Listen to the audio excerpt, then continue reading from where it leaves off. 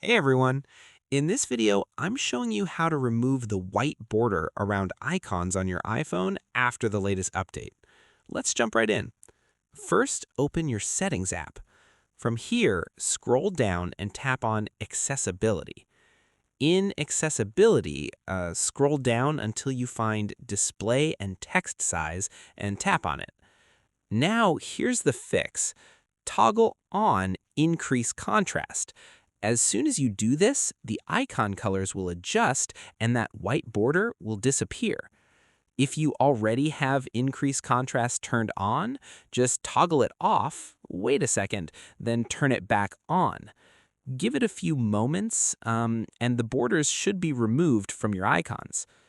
Now, these borders are appearing because of the liquid glass feature, a UI change Apple introduced in iOS 18. Using the increase contrast setting is currently the best workaround to remove this effect without jailbreaking or using third-party apps. That's it. This quick fix should solve the iPhone icon border issue for you. If this helped, drop a like and subscribe for more iPhone tips and iOS troubleshooting guides. See you in the next one.